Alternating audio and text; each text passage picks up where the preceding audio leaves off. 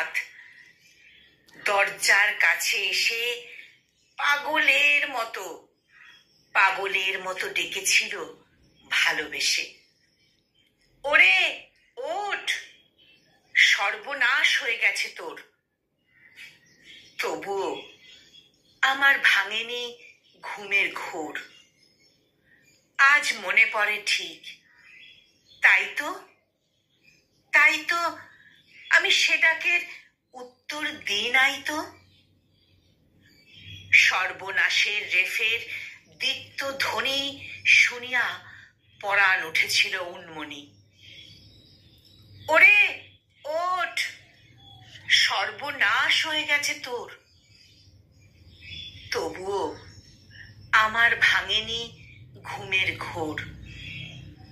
তখন রাত্রি, সুবেহ সাদিকের কোলে ভোরের মাধবীলতা আকাশে তোলে। কে যেন হঠাৎ পাগলের মতো এসে ডাক দিয়েছিল অদ্ভুত ভালোবেসে, ওরে ওঠ, সর্বনাশ হয়ে গেছে তোর। তবুও আমার ভাঙেনি ঘুমের ঘোর। মসজিদ ছিল আজান ধ্বনিতে জাগা, নিদ্রিত আঁখি ওষ্ঠ অধরে লাগা।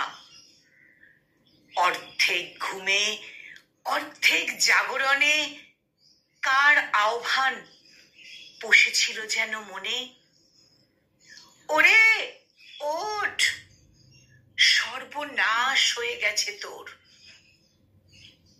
তবুও আমার ভাঙেনি ঘুমের ঘোর। বিদ্যুৎ বেগে ঘুরছিল কল পাখা, বাইরে হাওয়ায় দুলছিল ফল শাখা।